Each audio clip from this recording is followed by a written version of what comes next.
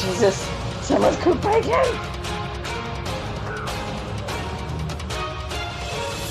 Oh God, what did I just pour into my gullet?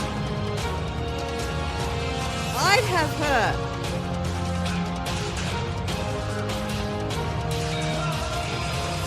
I like them on my face. That tongue was huge. I want the guy to be hung.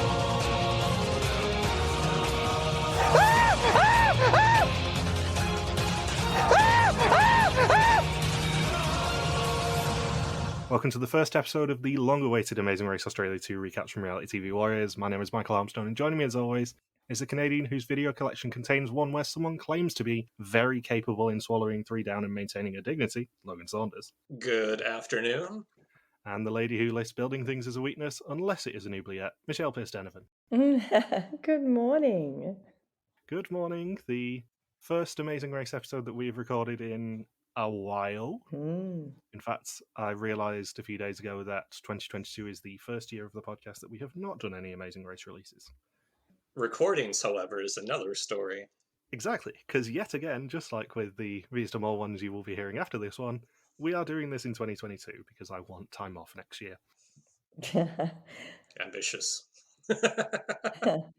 And this is one that I have been very much looking forward to.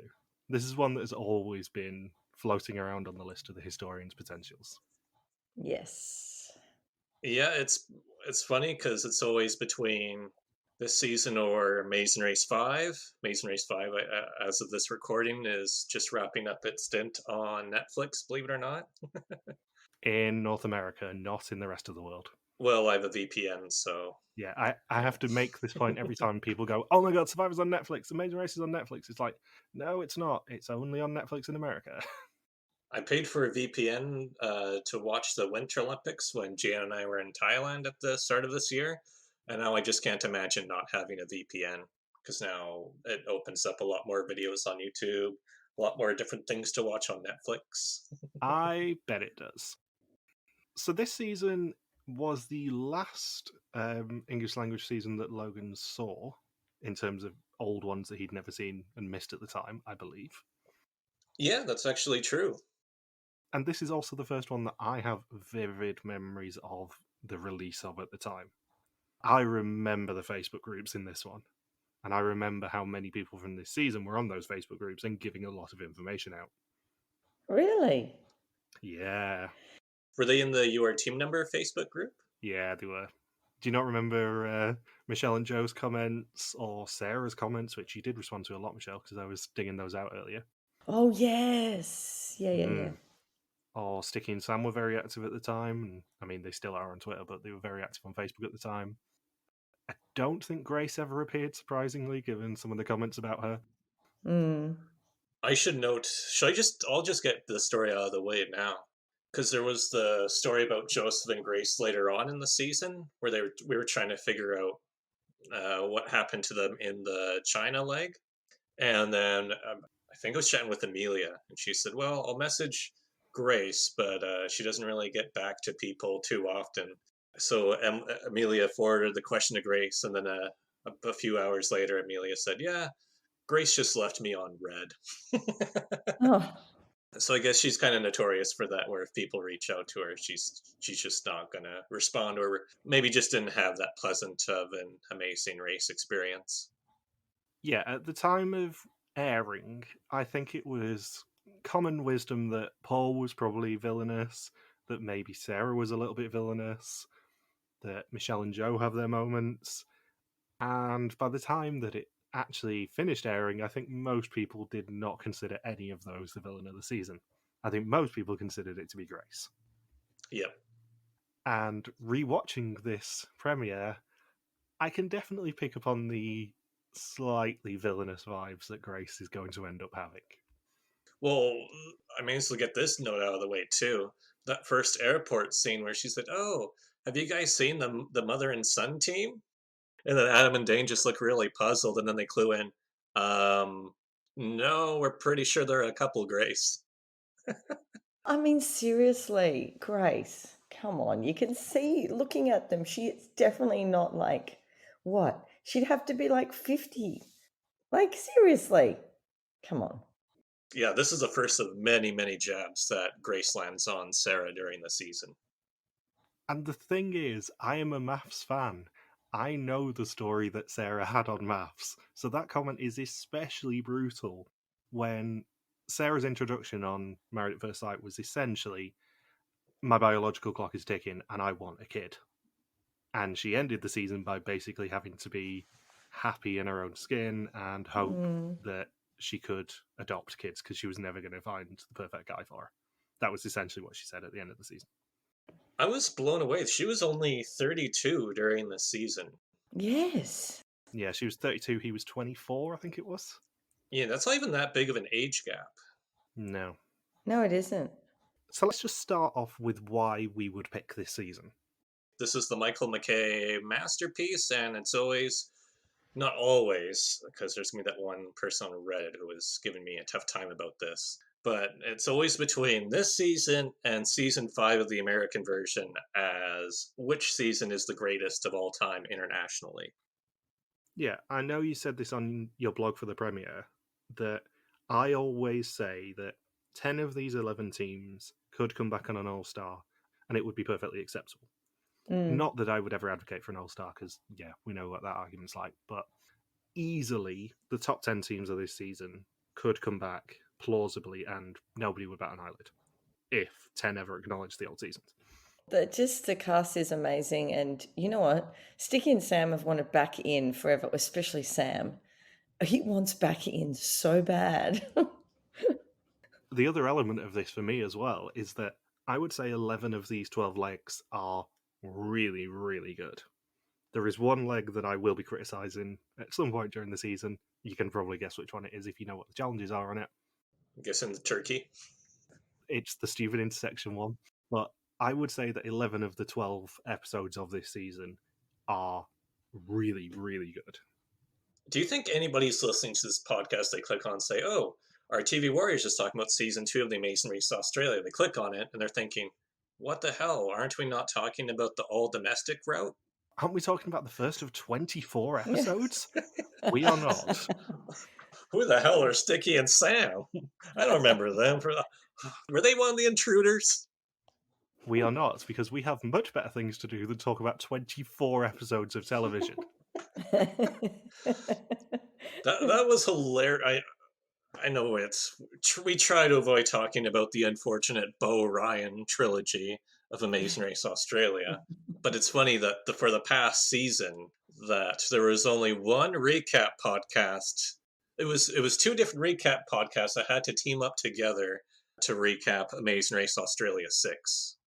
All 20, was it 21? 20 or 21 episodes? 21 it was. 21, yeah. And I'm thinking, well, that was quite the trilogy. But please never do this again. Ever. And it's just, especially seeing a couple of clips from season 6 a few months ago, and then going back to rewatching even just this premiere episode of Amazing Race Australia 2, and you think, wow, what a difference in editing. This is what it's like when The Amazing Race is not edited like a kid's show, or not having 7 or 8 different cutaway scenes involving the host. This is what actual competent editing's like, and introducing us to everyone. I know a lot about each of these people from this premiere alone, even if I didn't know them to begin with. Yeah, I was taking note of that too, of just how they introduce the teams, not just the individual intro bios that we see, like in I think nearly every franchise of Amazing Race doesn't really do that anymore, where they don't do those individual bios before the starting line. But just even after Grant Bowler says go, that you learn a lot about the teams' personalities within the first 2 minutes. There's just character scene after character scene, and they go out of their way to show the character interaction between teams. We're not cutting back to Bo Ryan demonstrating the traffic jam task himself and doing a punchline at the end of it, and then throwing in a bunch of funky sound effects. Here, its focuses on learning about the teams, getting a feel for their personality and how they relate to one another, and just how really make these characters a lot more complex too. Also, notice how we've been going for about 5 minutes about how shit the Bo Ryan seasons are, and Michelle's not said a word. What? No, well, you know. I'm teasing you, Michelle. I'm getting there. It is early in the morning and I will warm up eventually. I'm letting you two start. I know I'm teasing you because of the fact that you've got to be nice to Bo and we don't. Uh, As if he's going to listen to this. as if he knows what the internet is. Oh, look, he knows what social media is. He posts enough. But I mean, each of the final 10 teams of this season are spectacular casting choices. And one thing I did notice after they were all introduced is nobody has the same relationship.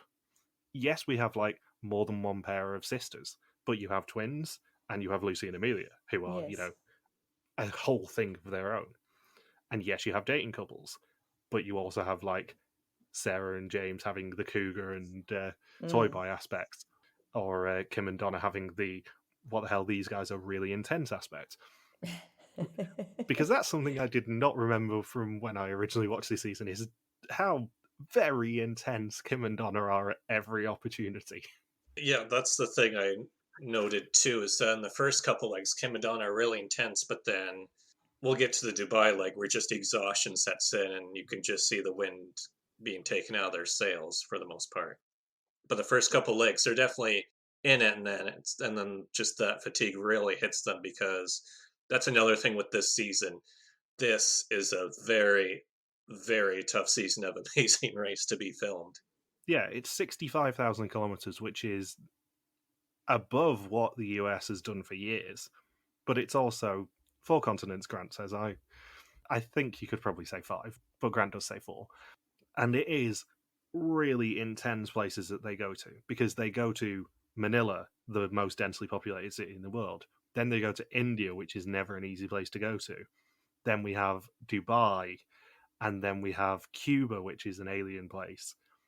Then you have all the just sheer insanity of the Canada legs. Very physical and very cold legs in Canada to make up for the lack of culture shock. And on top of that, the money in this season is a big, big theme right from the get go. I can't even think of the last time that money has been an issue in Amazing Race Canada or Amazing Race US. I'm thinking, what, first episode of season 27 was the last time they've really pointed out money as an issue? And the final 4 leg is in Beijing, which is probably the most alien place I have ever been. It was nuts. Really? Oh yeah, it was really. Why do you say that? Why? It was tough. Like, obviously, being a gobby tourist here, there's no signs in English. Basically, you can't use your maps on your phone for obvious reasons because of the Great Firewall. Barely anyone speaks English, so it's really tough to get around. And it's just a huge culture shock going to Beijing. I've never had that in any other city that I've been to. It was so strange. Gosh. But the massive amount of culture shock that they would have got from flying from Vancouver to Beijing would have been absolutely nuts. Well, Vancouver to Beijing would not be as much culture shock. Maybe if they were flying from Chinatown in Vancouver, it wouldn't be as much of a culture shock. But I think going from really lovely, friendly Canadians to Beijing may have been a bit more of a culture shock than you would anticipate. I mean, this first leg they go right into Manila. If you haven't been to the Philippines before, that Philippines was my first ever experience with culture shock, and that was after being to Europe and South America. That was the first time I ever had the thought of, I feel overwhelmed right now. Yeah. Gosh. Yeah, Hong Kong was my first one. But going back to why this premiere just works so well at introducing the teams, is there actually aren't that many more challenges than any other leg of the American race, for example.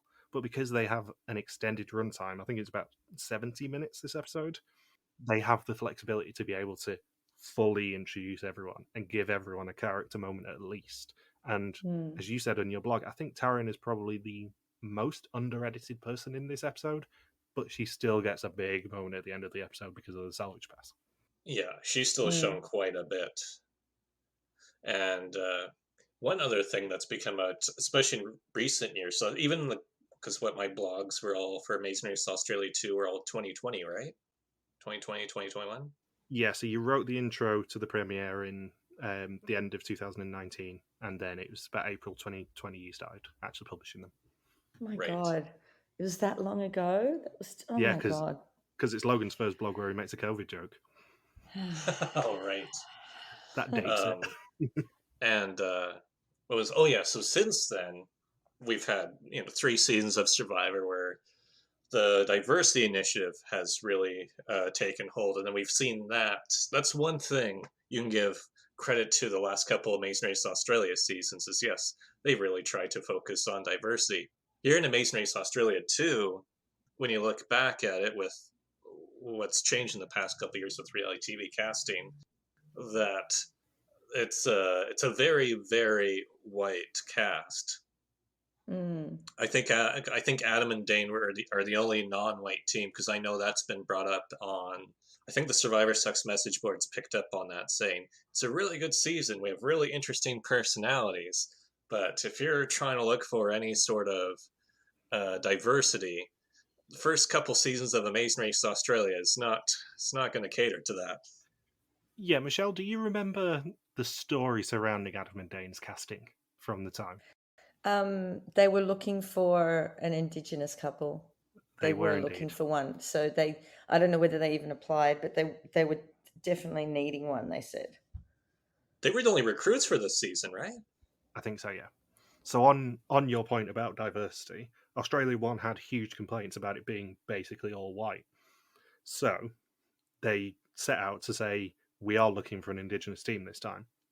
And lo and behold, they found Adam and Dane. So that is the story behind Adam and Dane getting cast. And it's funny because they're the only team that's viewed as not being entertaining in this cast. So then it brings up that really awkward and uncomfortable debate of, you want to shoot for diversity, but you need interesting teams too. You need compelling teams. Yep. It's the question of, where do you sit on the fun and diverse axis? What part of the line do you sit on it? Yeah, that's a tough conversation for people to have. You do want to give extra opportunities to minority groups or people that you don't necessarily be represented on TV, but the expense is you don't have a large pool to select from. So the team that you do choose may not really pop on screen as much as everybody else from your uh, much larger casting pool. Yeah. Yeah. And that really comes to an extreme here in this season, where you have 10 really entertaining teams, and then your one minority team is the one team that always gets made fun of over the years for the past decade or so for being the only boring team in that cast. And it's not a problem that has gone away. I mean, we love Belgian Mole on this podcast. And Papa Virgil da Costa has talked ad nauseum about how he would love it if he could find a more diverse cast. But they can only work with who they have. They don't have recruits for Belgian Mole deliberately because it sort of goes against the whole point of people applying. So they never recruit people, but they can't really have the diversity if people aren't applying from those minority groups. So it's a thorny issue for them. Yeah, no easy solution. So Grant introduces the season from Sydney Heads, and everyone is arriving by seaplane because this season has a budget. And he promises 65,000 kilometres of travel and 4 continents, most of which are in the same leg. Shane and Andrew are our first team introduced. They are cops and friends from Melbourne, and they've been in sticky situations in their job and would take each other into the trenches. They are 100% competitive, but wouldn't burn anyone. And it just made me laugh how long he held the word burn. Yeah. I wouldn't burn anyone. It's a good, 3 or 4 seconds. Then we get Michelle and Joe, who are second. They are cheerleading twins from Sydney, born 34 seconds apart, and will be underestimated, but people won't know that they are also cabin crew. And it did make me laugh in your blog when you said, just how many of these tropes of young female races are they actually going to cover with Michelle and Joe? Because it's about 3 or 4. Yep. Because you have twins, you have the cheerleaders, you have the cabin crew, you have them saying they're underestimated. Checks all the boxes that you always have with all female blonde teams being cast. Sticky and Sam are third. They are flatmates from Tasmania, and obviously Sticky only has one hand. What? And yes, they bring it up a lot during the season, but Sticky is probably the most competent physically disabled racer they've ever had worldwide. Yeah. Like, there is nothing he can't do. It's funny that they're going to have such a strong edit to start off this season, then they started fading in the background of the edit, right when they're the most relevant. At the time, I thought they were going to win. They were my win picks, basically, until, the middle of the season. Because they are very, very good at pretty much everything they do. James and Sarah are fourth. They are an on-again, off-again couple from Melbourne with a 9-year age gap. And they've been on again and off again for 3 years, apparently. God. Get yourself sorted. Which means, of course, as Logan pointed out on his blog, they started dating when James was 20.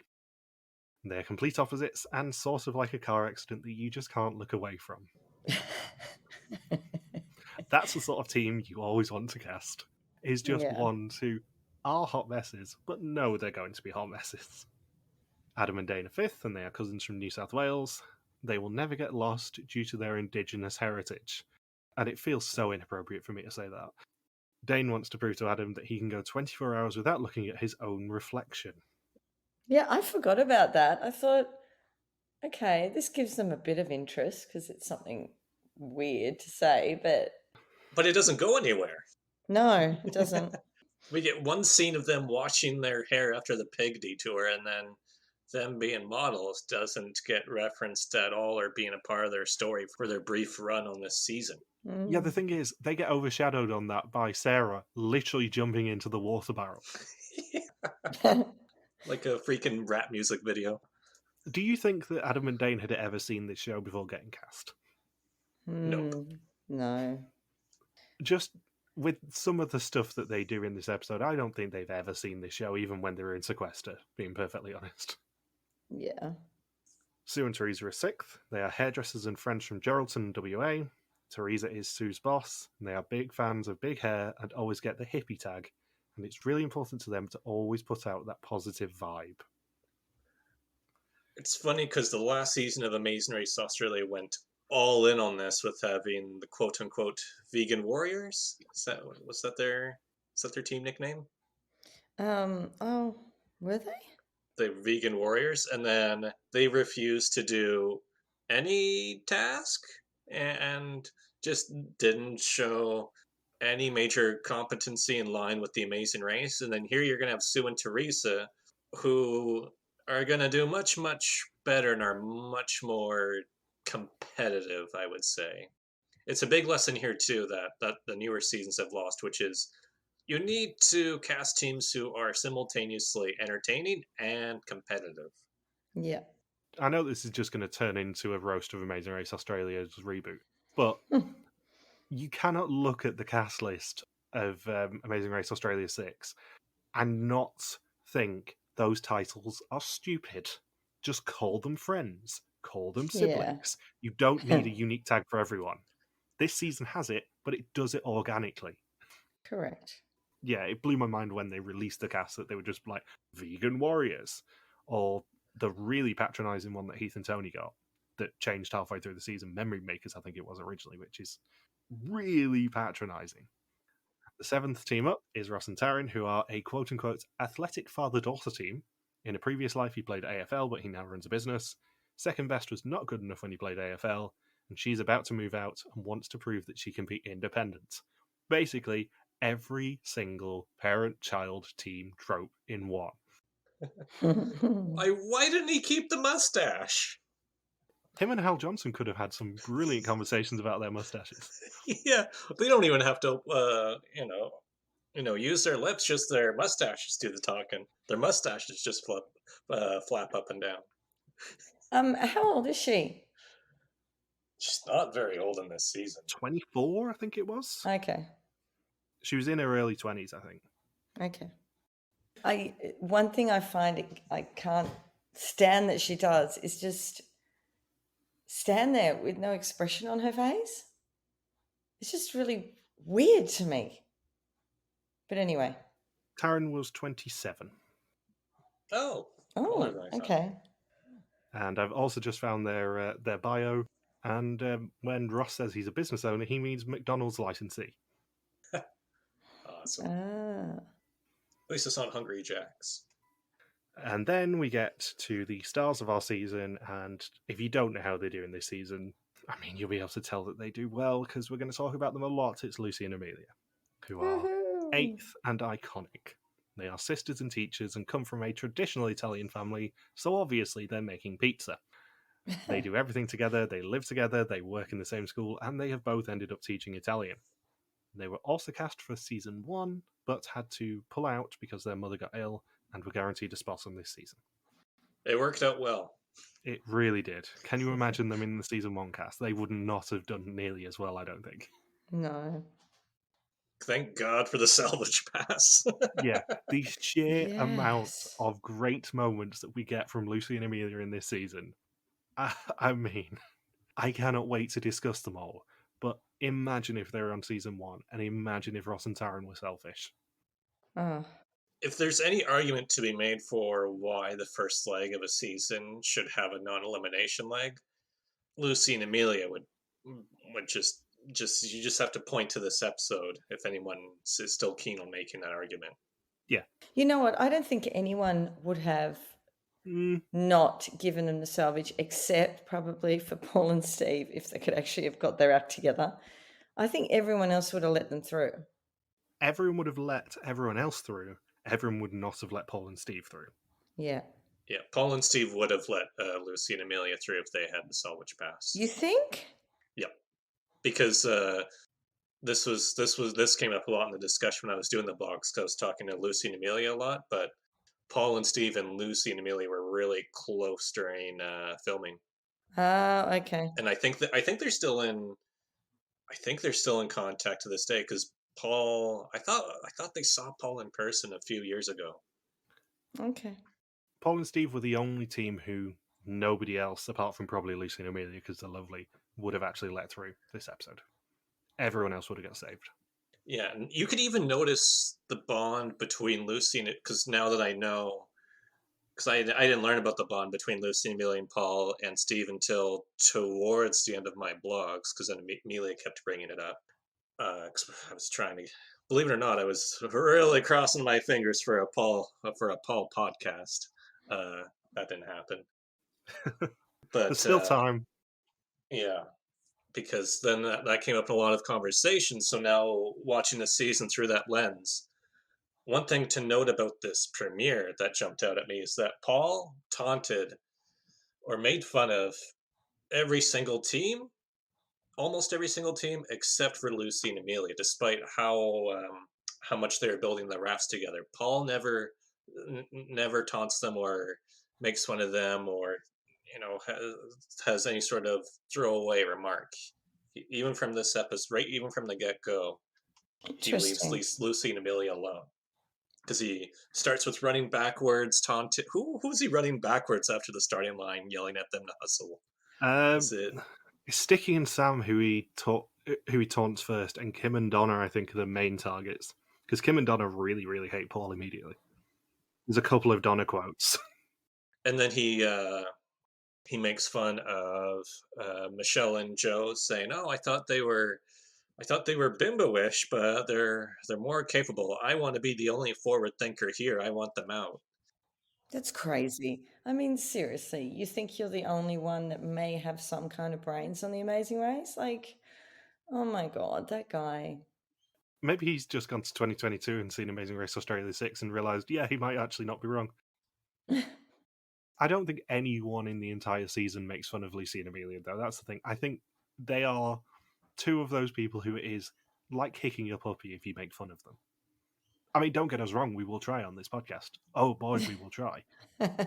But I think it is actually quite difficult to be mean about Lucy and Emilia and it actually stick. They're untouchable. No, they're just lovely. They're just a ray of sunshine in every scene. I think that's why they are basically the internet's favourite team ever, is the fact that they are just really sunny, really happy, really enthusiastic, brilliant confessionals, brilliant reactions to everything. They're an audience conduit. I think that's what it boils down to for them. Hmm. So up ninth are Kym and Donna. They are an engaged couple from Brisbane and have known each other for 4 years, but locked together a year ago. And that is a horrible phrase. She describes herself as a crazy, insane roller coaster ride, and he's a rock. It's normally them versus the world, and she says they have enough friends, they're old. I love it. And that is also, I believe, the episode title for this premiere. Is we have enough friends, we're old. And then we get Joseph and Grace, who are a brother and sister team. Joey works for a big bank and assumed more responsibility due to them having a single mother. She sees him as the man of the house, and he's a bit of a know-it-all, and it's up to her to be the moral compass. And if she is his moral compass, God help him. And then we get the aforementioned buffheads themselves, Paul and Steve. They are workmates from Melbourne, and Paul is highly motivated, and his general attitude is to step aside or get stepped on. He's highly competitive at work, in the gym, and even in his dating life. And if they believe that burning a team will put them forward, they will do it. Taunting the team will do it too. But how can you be competitive in your dating life? Because it's not as though you're competing against someone else, like for the best girlfriend. Like, I just like, really? Or for the just increase his count. Number of conquests, that could be another form of competition. Maybe. There is no good results that comes out of Paul being competitive in his dating life. And I understand that probably there is an element of the producers egging him on slightly to keep him competitive and get the story that they want. Yeah. But it's a really horrible phrase. Yep. So Grant tells them that there are 12 legs and each pit stop could see them going home. He also says that the reward for winning leg 1 will be bigger than ever. And their first clue is on their bags, which are really not that far away. Can I just say, can I quickly add an aside there that I was waiting in a different park for them to set up because I thought they were going to be in a different park, got some intel. But yeah, I was probably 10 minutes from where they were. So annoying. I had forgotten that they did that. They did have a filming permit for a decoy park. Everyone knew they were going to start filming in Sydney, but I'd forgotten that they did a decoy park thing. Yep. Michael McKay outwitted you. You got bamboozled. I did. So they then run to their bags and see that they have to travel on foot to the Man o' War steps by the Sydney Opera House and then travel by boat to Barangaroo Wharf. Once there, they must choose a marked car and solve the puzzle by moving the black cars forwards or backwards to free their cars to get their next clue. And they have $60 for this leg of the race. Like how the traffic jam minigame, which was on every Flash game website in the late 90s and early 2000s, becomes the opening challenge of a season. It's a really clever challenge. Because it's the actual cars that they'll be driving themselves. Yeah, and also on top of that, there is no advantage to going early. Usually, if you get a needle in a haystack challenge, like this would technically be, there is an advantage to going early because you have more clues to find. This one, it's a huge disadvantage to go first. Now that I think about it, I wonder if the whole purpose of this task was to force teams to interact with each other. Of course it was. Rather than have it be their first major set of interactions, rather than it being a test of, who's going to be in first or who's going to get out of there in last place. Because this entire leg is just set up to lead to the Salvage Pass and to lead to that dilemma for the first team, whoever they're going to be. So they have to force people to interact, and they have to force these equalizers in there, like having the buses be there and having them interact in that 10-hour bus ride, or having them all inevitably be on the same flight unless they're Michelle and Joe and get out really quickly. Like, the entire leg is just set up to keep teams close enough together that they're going to be talking, but not close enough together that it's going to be a pain in the backside. But I think they set up the traffic jam challenge and the raft challenge knowing that people were never going to be separated too far from each other. That rafting challenge at the end, I think that looked to take hours and hours to do. So quickly, James and Sarah fall behind. She's not wearing clunky hippie runners as her legs hurt in flats, and she is instead wearing her hunters, her hybrid high heel runners.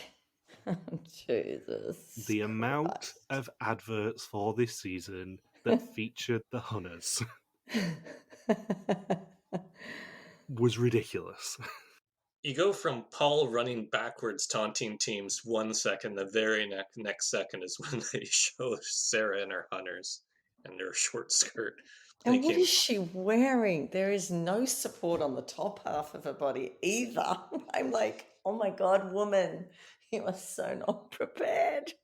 Sarah is an absolute casting dream, and this is why she was cast for this season, and this is why she was cast for Maths, and this is why it was believable that she was going to be on the Challenge Australia, although she wasn't. Oh, she couldn't have been on the challenge. Jesus. I mean, the Maths girl who was on there was just as entertaining as Sarah on her Yeah. Maths season. So Shane and Andrew are the first to get a boat, followed by Paul and Steve, who snatch it from Sticky and Sam, Adam and Dane, Sticky and Sam, Michelle and Joe, Joseph and Grace, Kym and Donna, who then call Paul and Steve buffheads, Ross and Taryn, Sue and Teresa, Lucy and Emilia, and then James and Sarah. Kym and Donna really wanted the buffheads nickname to catch on, but I don't think it ever did. No, it didn't. Yeah. The problem is calling them buffheads then goes completely against their inevitable success in the race. If they were constantly stupid, then yes, buffheads probably would have stuck as their nickname, but the problem is they get onto a bit of a streak at one point in this season. Do you have that saying over there? Bullfed? We do not. No. No. You don't? Yeah, it's Aussie. It's a very Aussie slang. Yeah, Kym and Donna and Shane and Andrew are really going to compete with each other to educate the international crowd about Aussie slang throughout the season. I know I've said this to you before, but your interview with Shane and Andrew was great. It's still on our archive if people want to dig it out, but it's so good. They're so lovely. Yeah. So Paul says he wanted to find a car that he could just predict the paths that they'd need to use to get it out, rather than just claiming the first one he saw, which is a very logical tactic if everyone's not being chaotic. You think with Paul that Paul says he can bench press the Sydney Harbour Bridge, so why not just pick up those cars and move them? I think he might have got a time penalty for trying to do that. He would just have to, just pick them up from one side and then just throw it a few feet across. That wouldn't be too tough for him. So Shane and Andrew do the complete opposite and realise that you have to use another team to help you, really, in this challenge. They pick Adam and Dagan as their victims, but Paul and Steve are the first to escape, and their objective is to take this race for all it has. Rightio. Teams must now drive themselves to Kingsford Smith Airport, and then fly to Manila in the Philippines, the most densely populated city in the world. Once there, they need to take a taxi to Plaza Miranda and search for a marked stall where they will receive their next clue. Yeah, if you're agoraphobic, I can assure you, Manila's the place to be for you. It's shock therapy. And then they say, oh yeah, go to the food vendor to receive your next clue. And I'm thinking, I wonder how many international reality TV fans at that point just knew it's got to involve balut. Balut's going to come up. And for some teams, the balut did come up before they could get it back down. But there's only one way that this ends, and it is not in the way that Lucy and Emilia want it to. Can I say Sue and Teresa have already used their aura spray twice? Like, twice. Like, they're already stressed. Like, they used it before they even did the cars. Come on. What is in the aura spray? Do we know the exact chemical breakdown of the aura spray? It depends what makes them feel better. It's THC. I think one of them answered this question. I think it was water with some oils and flowers. Yeah, well, that's what aura spray is, yeah. Yeah, but I think that's basically the description that one of them said on one of the groups at the time. But yeah, I mean, it's bullshit, isn't it? It's just funny. I could dance around it, but they're spraying water on themselves in a hot climate. I'm surprised they didn't get confiscated at any of the airports. So, just the agent takes the ball out. What is this? Oh, that's our aura spray. What? They say at one point that their backpacks are full of hair products. There is no way they would get that through customs. Like, this filmed 10 years after 9/11. You still, at this point in 2022, cannot take liquids of more than 100ml with you through an airport in hand luggage. How the hell do they get hair products with them? They're going to be massive. Also, something about Sydney Airport, trying to find somewhere to park your car. I think they had to go to Hertz. It's really, really difficult. Like, why didn't they just let them drop their car? Well, they shouldn't really be able to drop it anywhere, but it would have been so difficult for them to find the right spot. Like, nightmare. On the plus side, this is a lot of driving already. It's good to make teams drive. Especially for Sticky. Oh, God, going over the bridge, I have no idea how we managed that. Like, seriously. And then to try and get back to get to the airport, he added time. Should we follow the team that lives around here and works as flight attendants on how to get to an airport? Nah, Sticky, I think we'll figure it out ourselves. And who we've already expressed an attraction to? Yeah, who we want to be around? No, this is the one time during the season that we need to separate ourselves from Michelle and Joe. Yeah. I don't think they're really flight attendants. I don't think they really have a confetti cannon in their living room. Maybe the football team that they cheerlead for is called the flight attendants. So, in case you didn't know that Adam and Dana had never seen this show before and realised that there are rules to challenges, they try turning the wheel, which is against the rules, and have to return to their last spot. Michelle and Joe aren't just pretty faces as they leave in second, and Sticky and Sam find a car that is just pointing straight to an exit and only have to move one other car, leaving in third. Then we get Sue and Teresa using the aura spray. Grace insists upon driving, but Joseph just tells her to get in the car. And they leave in fourth, with Kym and Donna in fifth, Ross and Tara in sixth, and Shane and Andrew in seventh. Michelle and Joe then use their local advantage to get to the airport much quicker than Paul and Steve can, which is very irritating to them. Sticky and Sam get lost, and Sarah loses her hunters when running between the cars. Oh, Jesus. Adam and Dane then leave in eighth, with Lucy and Emilia in ninth, and James and Sarah in 10th, leaving Sue and Teresa spraying their aura spray everywhere in last. And the Philippines airport flight at 12:10 has been delayed by an hour, much to Michelle and Joe's frustration, as they would have been the only ones on the flight if it hadn't been delayed.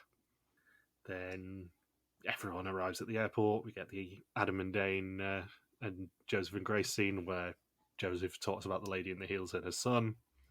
And then everyone's on the same flight, due to arrive at 6:20 p.m. And then we get the taxis. The big issue with taxis. Yeah. Have you guys ever tried to get a taxi at Manila Airport? No, my husband has. He said it's an absolute nightmare. Yep.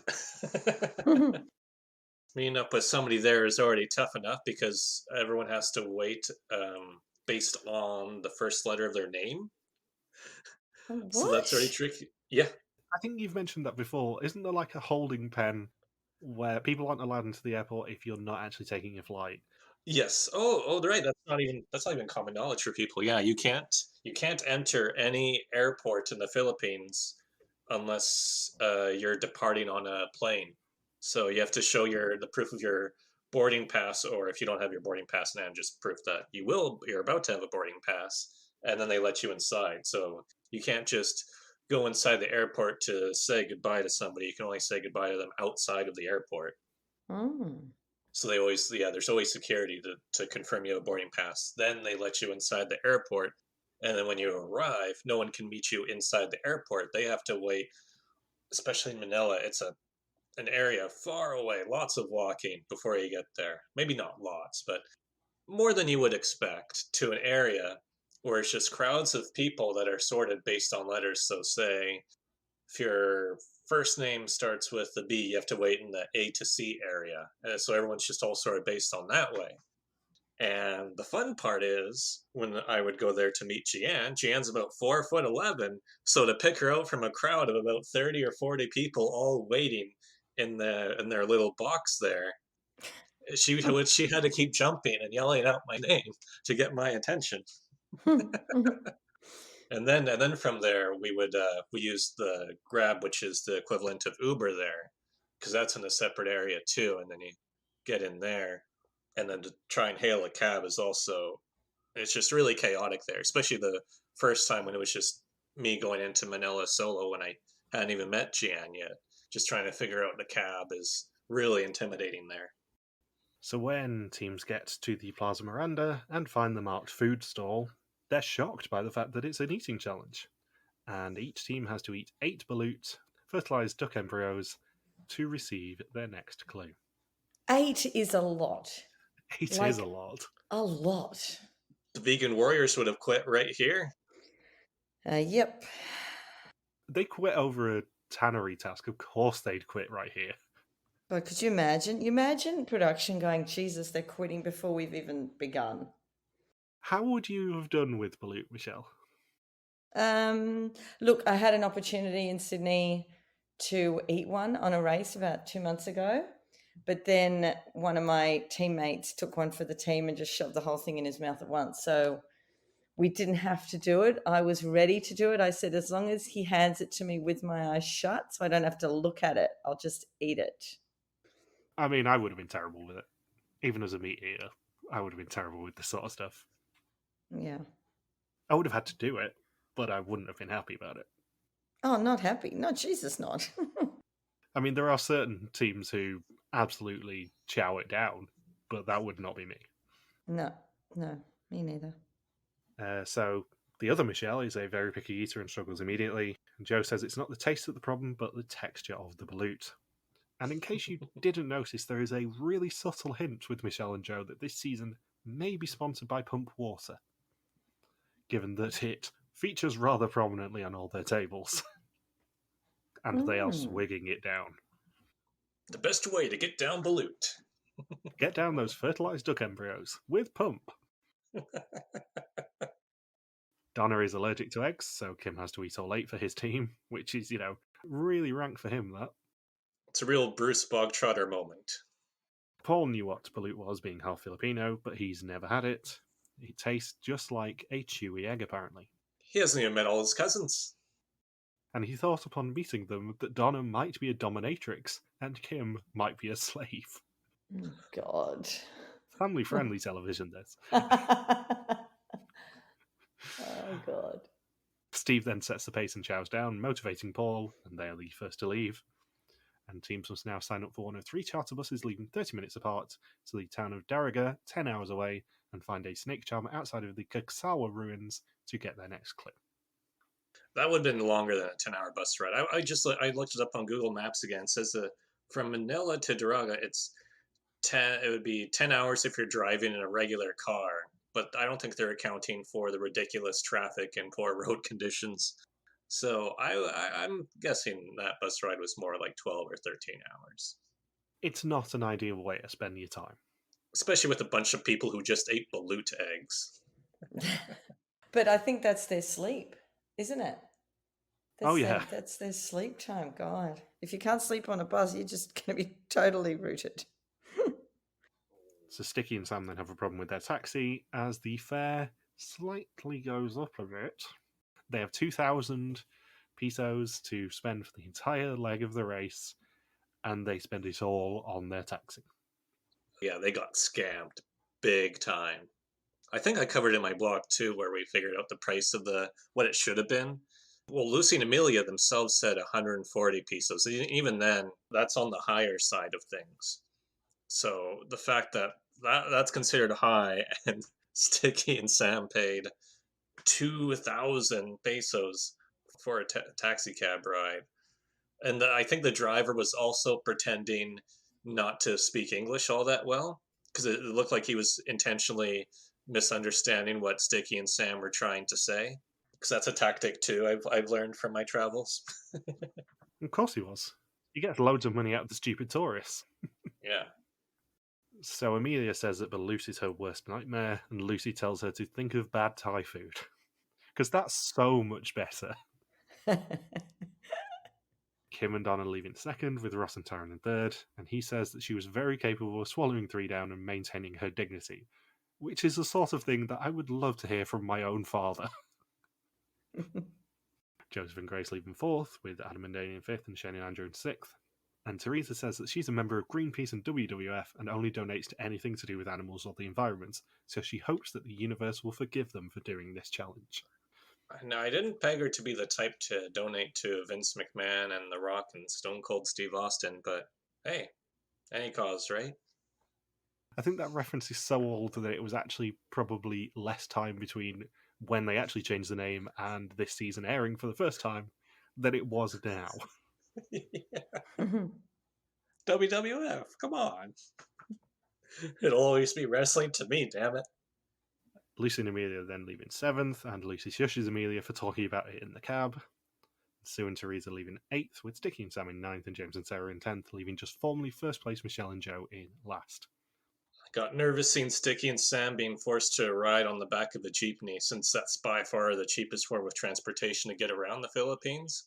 And I've been told repeatedly, do not ride a jeepney in Manila. Because you will die. Yeah, there's a non-zero chance. But yeah, they had to do it. They didn't have any money, so onto the back of a jeepney through Manila, they had to go. But first they get brushed off by James and Sarah. Yeah, they got rejected out of that alliance. I guess this isn't season 32. All they had to do was just say the word sauerkraut, and it would have been an immediate alliance.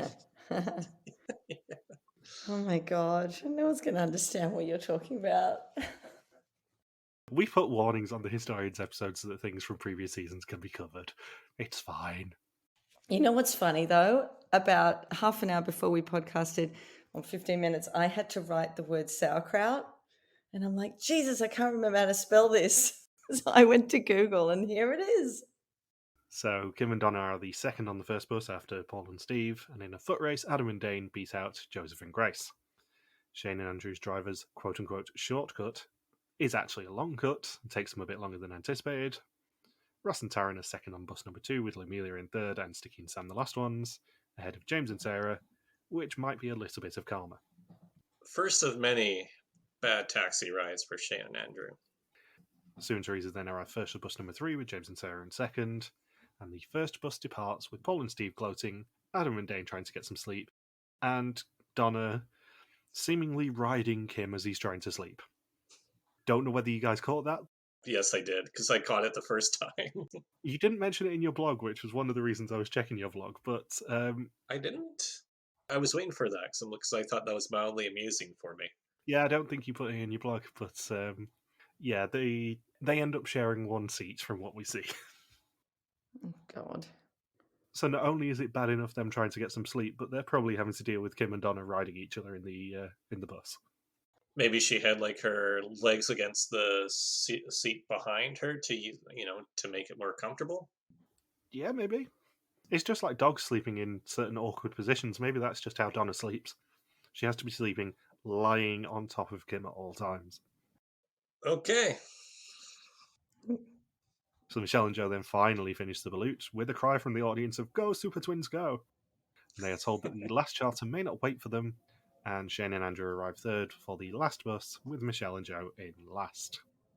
When they get to the ruins, they don't actually know that it's a snake charmer at that point, so someone does end up going, "Oh, snakes!" Second time that the vegan warriors would have quit. And it is a detour, which is the Amazing Race Asia Classic, Pig, or Jig. The third time that the vegan warriors would have quit this line. Yeah. And in Pig, teams must catch and deliver 4 oily pigs from a mud pit to get their next clue. And in Jig, teams must learn and perform the traditional fiesta dance and impress the judges to get their next clue. A dancing task? All we needed now was Grant Bowler to channel his inner John Montgomery and just try out the Jig task for us. Because that would have been hilarious. All the pigs. Mind you, the pigs aren't oily. They're muddy. Why do they call them oily when they're muddy? Because the teams themselves are oily. In the first of at least 2 deeply inappropriate tasks for siblings to be doing in this season, they do have to oil each other up if they're doing the pig challenge. The other one is the hammam in Turkey. So, yes, with the soap. God. The father and daughter. Yeah, with the soap. So Donna is an aerobics instructor, so dance is an obvious choice for them. Steve goes for the midsection, gets a pig, and then the pig escapes. Paul says that they weren't too keen to get cuddled by some Australians. I like how Paul decides to, for no reason at all, taunt Adam and Dane here during the pig catching task to intentionally cut them off from catching a specific pig. He's such a prick. And I know he's just doing it because that's how he's been cast, and he's just deliberately trying to get airtime and all that sort of stuff, and he can't help himself in competitive situations, which I get. But he's just so unnecessarily arsehole-ish to people. And despite how they finished by the end of this leg, this is the third task that Paul and Steve finish in first place. Yeah. If you didn't have a hint of Paul and Steve actually being pretty competent on this race, they do really well in this leg, apart from at building a rep. And interestingly, something else I noticed is, as the theme of this season seems to be cutting things out of the episodes, we only see about half of the pig captures. There are some teams who go from 1 to 4 in this challenge. We didn't need to see every single pig No, being caught, though. they take a long time. We didn't, but it's a hint of what's to come, especially in the next 2 or 3 episodes where half of the challenges get removed from the edit. Yeah, we'll have to cover that in the coming weeks. Oh, and Sarah diving. Yeah, we'll get to that. We've got a little bit more to do first. So Adam also manages to pounce on a pig, and they get 1 out of 4 too. Paul gets a second one quickly, and then Kym and Donna decide to break the Michelle Pierce Donovan rule of switching detours and switch to pig. Dane and Paul then enter the pig pen at the same time. We don't see Steve get their third one, and Paul tries to snatch a pig from under Dane, quote-unquote, unintentionally colliding with him. And he gets their fourth, and they leave the detour in first, with Adam and Dane in second. Teams must now travel by marked jeepney, obviously, to Miss Abyss Bay to find their next clue. Adam and Dane then fall behind the boys because Dane insists on washing all the mud off him like he's in the I'm a Celebrity Get Me Out of Here shower. And Donna says she grew up with livestock and was afraid of pigs, as they would bite her. She gets their first one, with Kym not having much difficulty either, and the second bus arrives and everyone picks pig again. Emilia says that she's only picking pig if they don't have to eat it too. Stick a fork in a live pig. Yeah, that would be a pretty sinister aspect to this challenge. Right, we've got Jig or Pig. We used it in Amazing Race Asia. How can we evolve it? Bacon sandwiches? Yeah. Let's then take them to Miss Abyss Bay, and just one of the pigs that they caught was just rotating on the spit. Yeah, I was about to say, that's like the Lord of the Flies parody from The Simpsons. That's certainly one way to make this challenge even harder for people. How was the slime, Sue and Teresa? How was the slime? Shut up. Can I say that mud would have smelt horrendous? Oh, because, God, it would have been awful. Like the little race that I did last week at Foam Fest, it's actually run at an equestrian centre. So if you are later in the day, you don't want to do it because the mud starts smelling like horse poo. So you do it right at the beginning of the day because you seem to be okay at that time.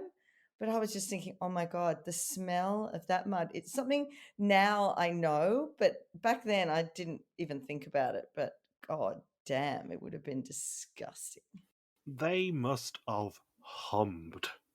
Imagine 10 teams all on Miss Abyss Bay's beach trying to build a raft, so being hot and sweaty anyway, and then just stinking of pig poo. I was thinking the pen itself, it would have been 40 pigs in there, along with 20 unshowered Australians. And Sarah didn't have real clothes on. Like, I'm coming from a woman's point of view, that bottom half of her body needed to have protection. There was nothing there. Oh my God. When I say the Hunters were part of pretty much every advertising campaign of this season, so was Sarah diving for the pig. The amount of times that people watching Seven saw Sarah's blurred out arsehole is amazingly high. They would never do that now. Ever. No, we would just have to see Bo Ryan's instead. And then to jump into that vat, like, seriously, I'm thinking, oh my God, you need antibiotics now. Just now. So Ross gets the first pig of the second bus with Sticky close behind, and Sam then gets their second. And Taryn hasn't played tackle sports before, so Ross is giving her a little bit of encouragement. It's just the way that Ross speaks about Taryn. A lot of the things that he says are so unintentionally inappropriate for a father to say about a daughter.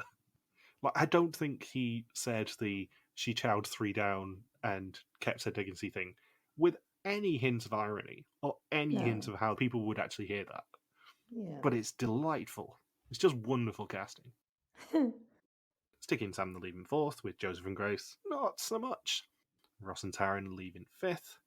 Then we get a really uncomfortable scene, actually, that I'd forgotten about, which is Grace trying to just catch the pigs, and I don't even know, just lying in the mud pit, just kind of flopping and giving up. Yeah. And they end up leaving in 6th. And when teams arrive at Mispis Bay, they find out that the challenge is the final active route info of the leg, which is building a raft, boys.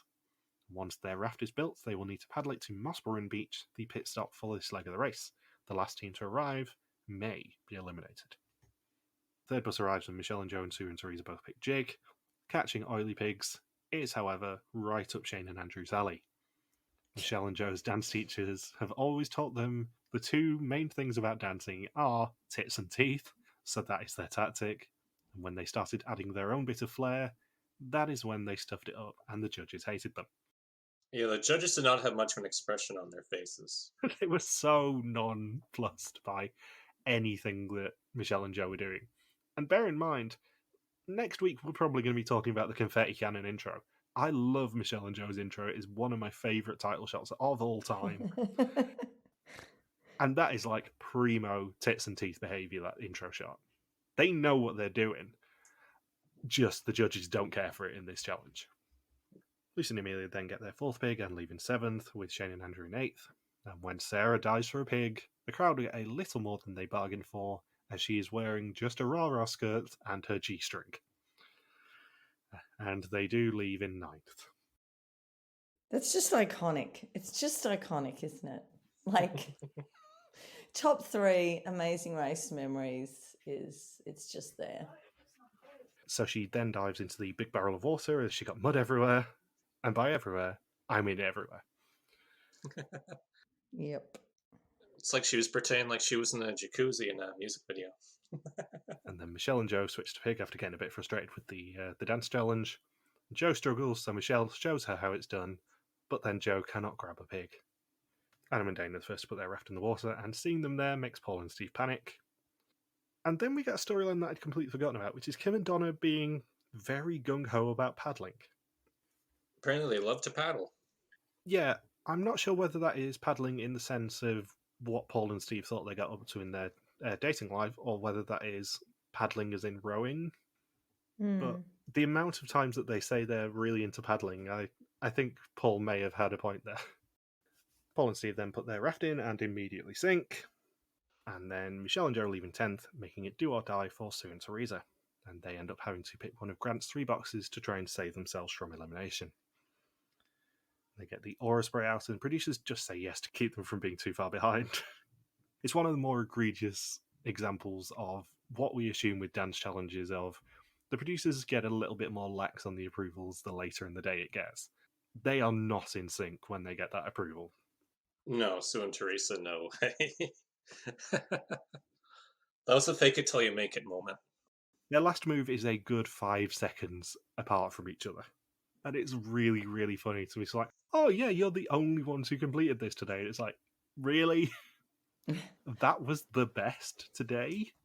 Given professional dancers were involved in this challenge, that was the best that anyone did? Yeah. And the other thing that amused me is that teams have obviously been told that they need to change into their swimsuits before they get out of the jeepney. Ross and Taryn's tactic is to build a raft that won't actually sink, take their time and do it right. And Kym and Donna and Paul and Steve launch their creations while Adam and Dana are only 100 metres from the pit stop, and Grant can actually see them. Yeah, when they recheck in, Grant says, you blokes had to do it twice. Wouldn't you have held on? I mean, he said that something was coming apart, and he was holding it together pretty well. Wouldn't you have just held it until you got to him and then let it fall apart? Like, it wasn't physically falling apart when he said it's falling apart.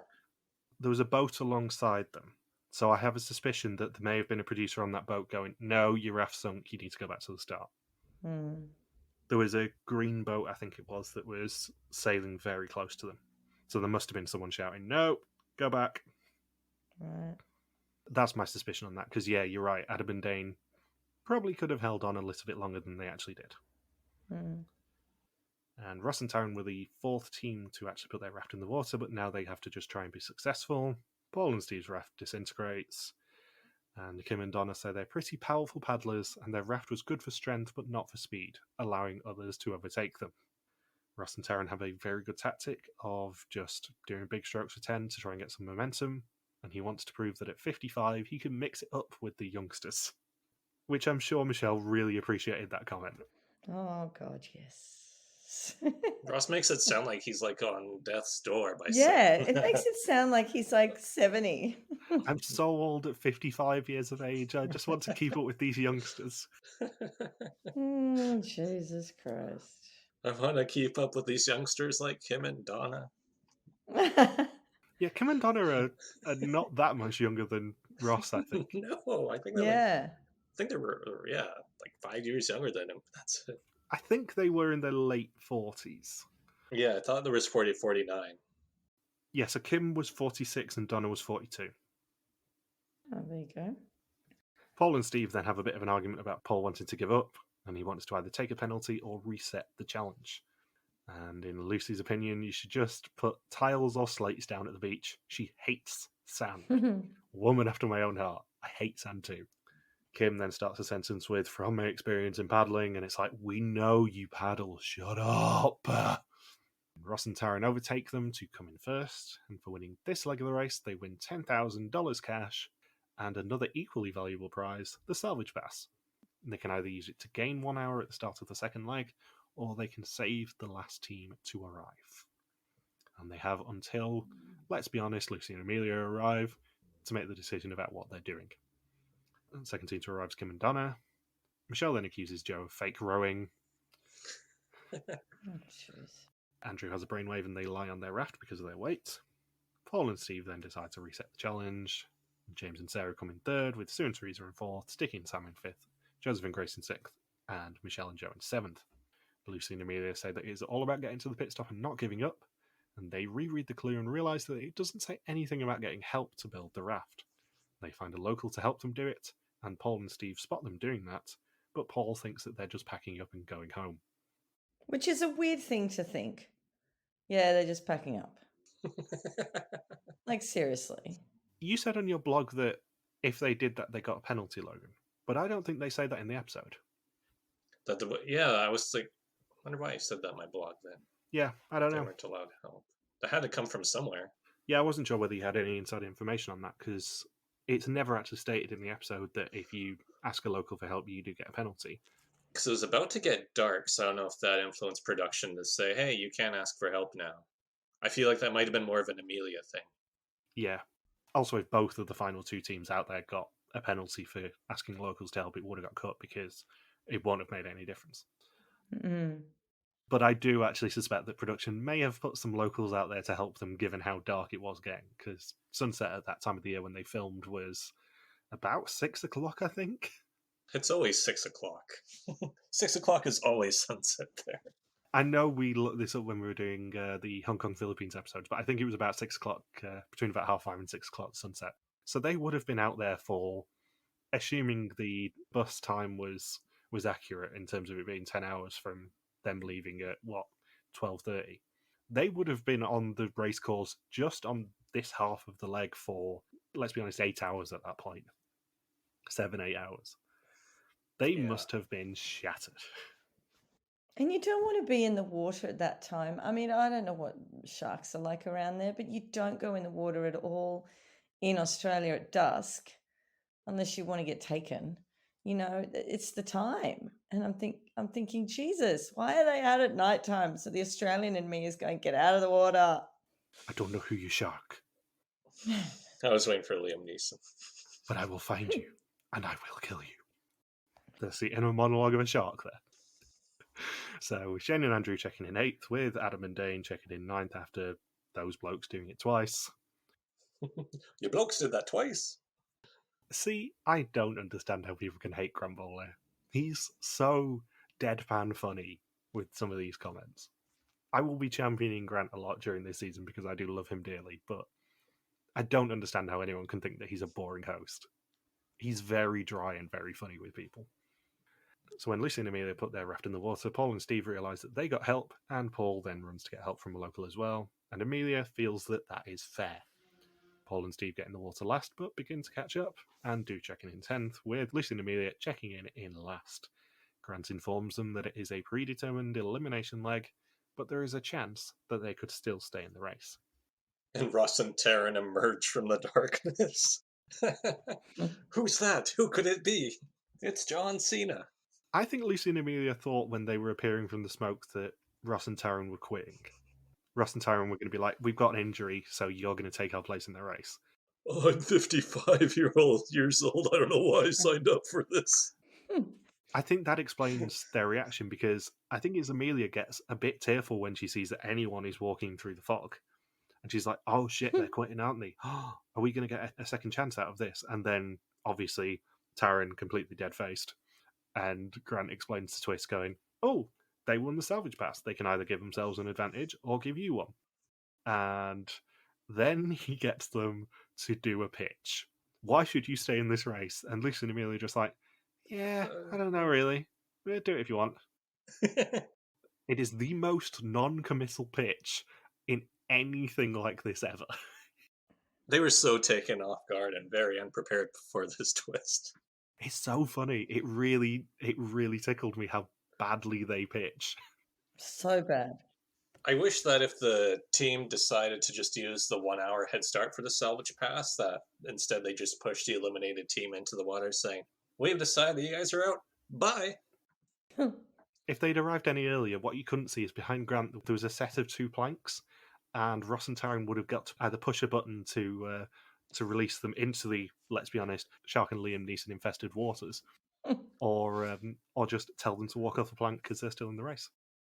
So yeah, Ross and Taryn return to the mat. Grant explains the twist, and he tries to get them to pitch to Ross and Taryn, but they basically say whatever happens, happens. And obviously Ross and Taryn save them because they're not Paul and Steve. And that is the end of the episode. Yep. What a premiere.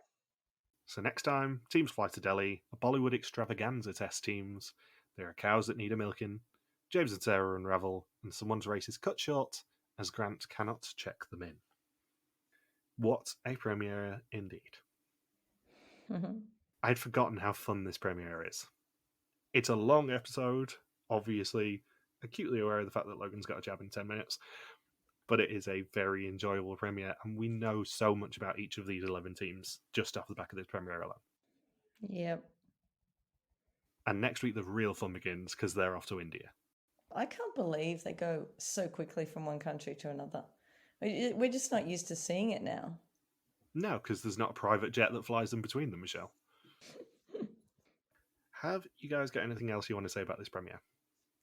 Nope. No. It was a great episode. Yep, it was indeed. So, thank you for listening to our Amazing Race Australia recap. We'll be back next week to recap episode number 2. Don't forget you can contact us on Twitter, Facebook, YouTube, or Instagram, where we are RTV Warriors, or you can email us and contact at rtvwarriors.com. Logan is on Twitter at Likes of Quacky, Michelle is Beth333, and I'm MJ Harmstone. You can also support us on Patreon at patreon.com/rtvwarriors. See you next week. Bye. Peace out and just chill till the next episode. But we wouldn't burn someone.